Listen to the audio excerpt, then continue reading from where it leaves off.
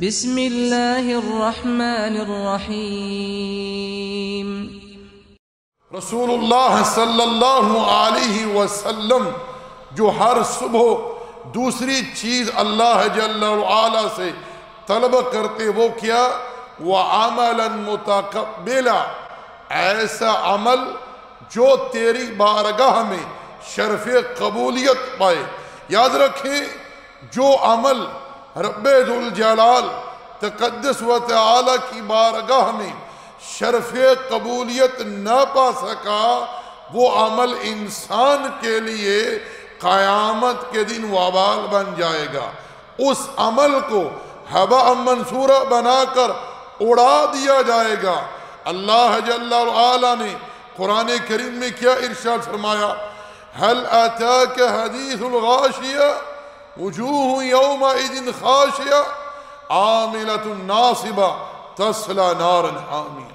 کچھ چہرے اس روز رسوا ہوں گے، سیاہ ہوں گے، عمل کر کر کے تھکے ہوئے ہوں گے، مگر انہیں دہکتی ہوئی آگ میں ڈال دیا جائے گا۔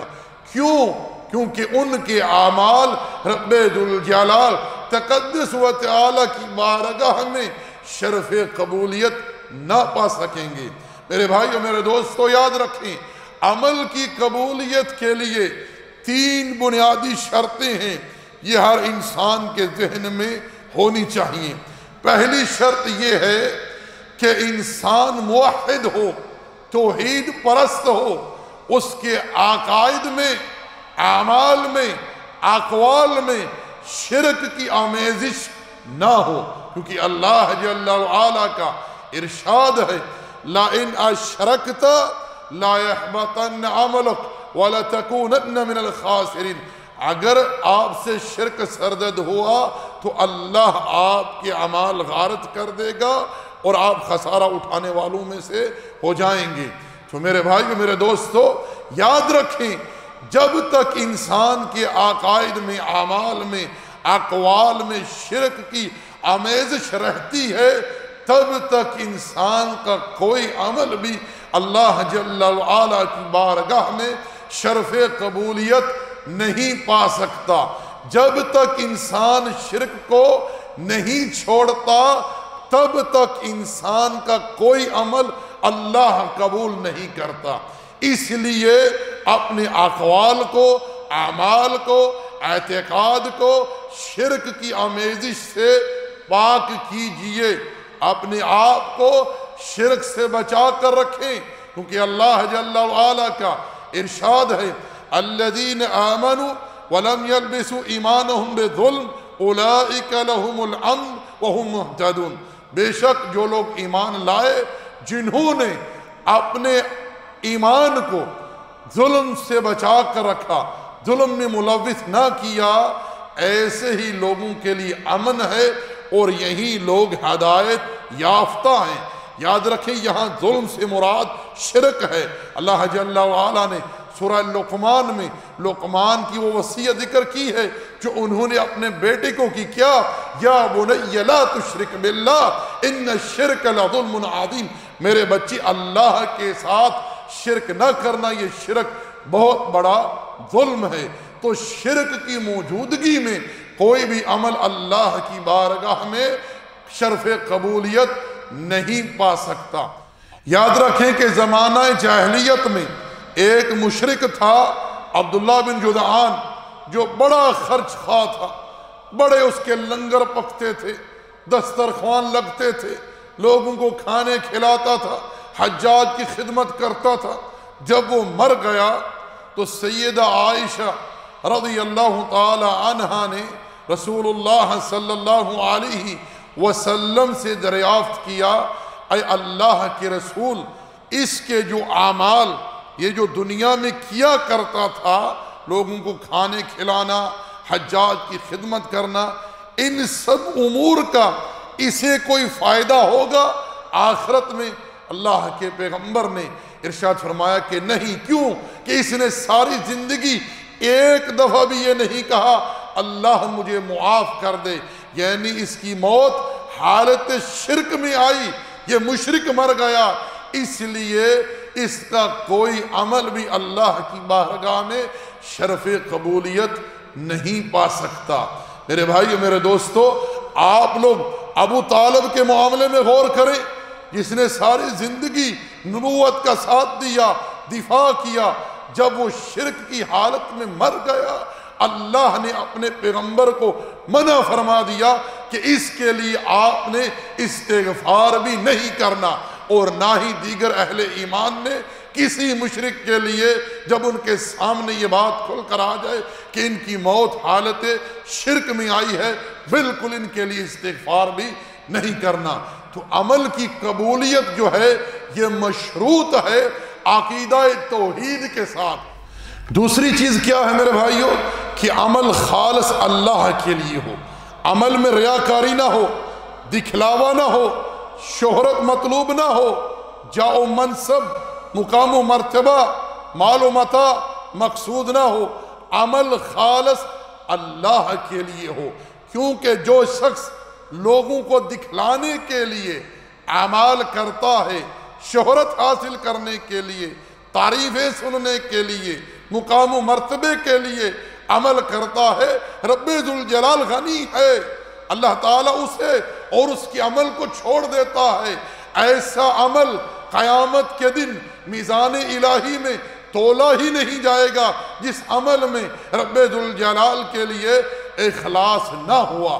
آپ سب کے سامنے حدیث ابو ہریرہ ہے کہ وہ شخص جو اللہ کی راہ میں خرچ کرنے والا تھا، لیکن اس کے دل میں رب کی خوشنودی مقصود نہ تھی، بس شہرت وہ چاہتا تھا، اللہ جل وعلا اتنے بڑے عمل کے ہونے کے باوجود اسے جہنم میں ڈال دے گا۔ اور اللہ جل وعلا نے قرآن کریم میں کیا ارشاد فرمایا؟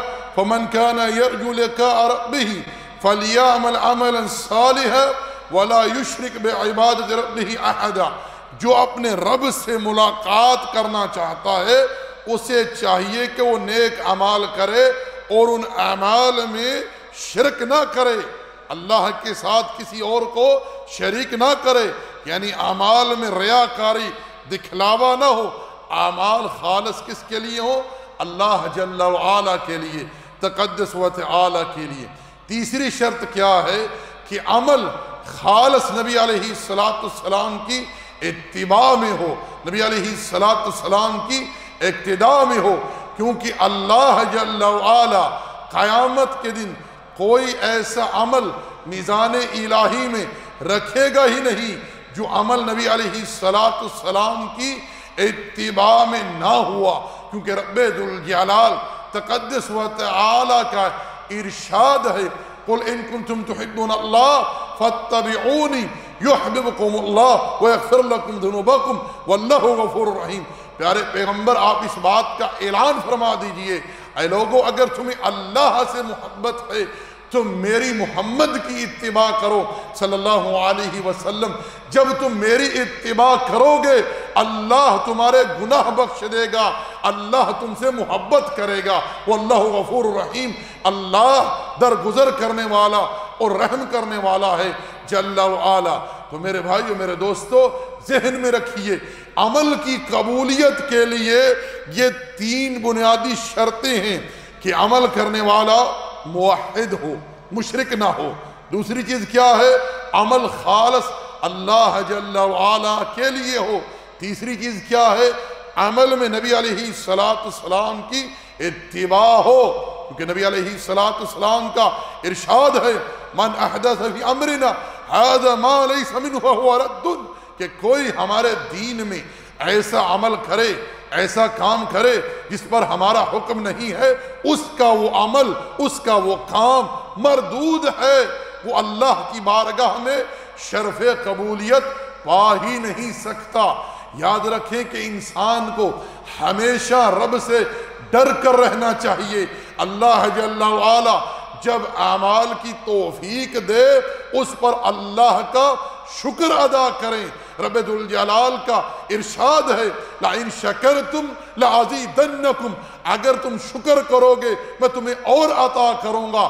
عمل کرنے کے بعد رب کا شکر بجا لائیں کہ جس رب نے ہمیں یہ عمل کرنے کی توفیق عطا کی ہے، اور اللہ جل وعلا سے رو رو کر گڑ گڑا کر عاجزی و انکساری اختیار کرتے ہوئے، تذلل اختیار کرتے ہوئے شرف قبولیت مانگیں، فخر نہ کریں، تکبر نہ کریں، دکھلائیں نہ لوگوں کو میں نے یہ کیا میں نے وہ کیا، بلکہ رب سے قبولیت مانگے۔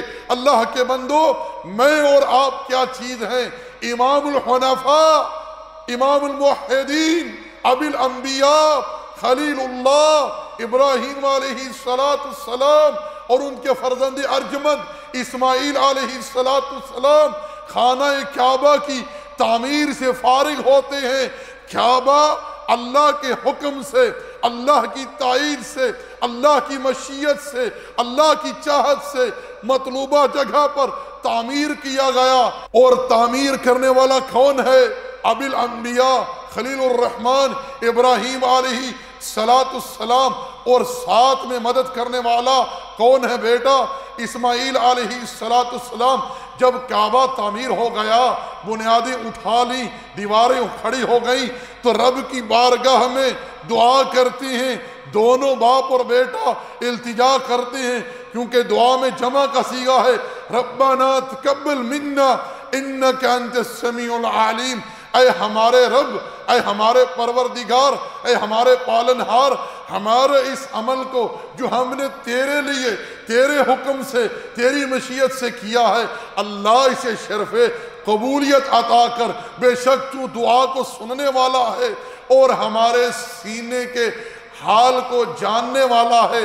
ہمارے سینے میں، ہمارے دلوں میں تیرے ہی لیے اخلاص ہے، اور تو اس بات کو بخوبی جانتا ہے کہ ہم نے یہ عمل، یہ کعبہ تیرے حکم سے، تیری مشیت سے تعمیر کیا ہے۔ اے اللہ، ہمارے اس عمل کو شرف قبولیت اپنی بارگاہ میں عطا فرما۔ یاد رکھیں، ایسے ہی برگزیدہ بندوں کے بارے میں اللہ جل وعلا نے قرآن کریم میں ارشاد فرمایا، وَالَّذِينَ يُؤْتُونَ مَا آتَوْا وَهُمْ وَجِلَةٌ أَنَّهُمْ إِلَىٰ رَبِّهِمْ رَاجِعُونَ، کہ جب یہ کچھ اعمال کرتی ہیں تو ان کے دل ڈرے رہتے ہیں اور یہ کہتے ہیں کہ ہم نے اپنے رب ہی کی طرف پلٹ کر جانا ہے، یعنی شرف قبولیت کے بارے میں ان کے دل خائف رہتے ہیں۔ سیدہ عائشہ رضی اللہ تعالی عنہا فرماتی ہیں، میں نے اس آیت کی بابت اللہ کے پیغمبر علیہ السلام سے سوال کیا، اے اللہ کے رسول، کیا یہاں جو رب ذوالجلال کا فرمان ہے، اس سے مراد وہ لوگ ہیں جنہوں نے زنا، شراب نوشی، جوا، گناہوں کا ارتکاب کیا؟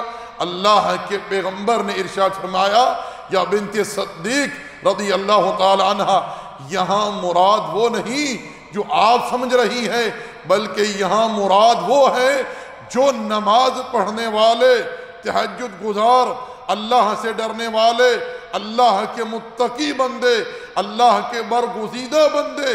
یہاں مراد وہ لوگ ہیں کہ جب وہ کوئی عمل کرتے ہیں تو ان کے دل ڈرے رہتے ہیں کہ کہیں ہمارے اعمال جو ہیں وہ رب ذوالجلال تقدس و تعالی کی بارگاہ میں شرف قبولیت پانے سے محروم نہ ہو جائیں، کیونکہ اللہ جل وعلا کا ارشاد ہے، انما یتقبل اللہ من المتقین، اللہ تو ان کے اعمال قبول کرتا ہے جو اہل تقوی ہیں، جو متقی ہیں۔ اسی لیے سلف صالحین میں کسی نے کیا خوب کہا کہ اگر مجھے پتہ چل جائے کہ میرا کون سے عمل اللہ نے قبول کر لیا ہے تو میں موت کی تمنا کروں، کیونکہ اللہ کا ارشاد ہے، انما یتقبل اللہ من المتقین، اللہ تو ان کے اعمال قبول کرتا ہے جو اہل تقوی ہیں، جو متقی ہیں۔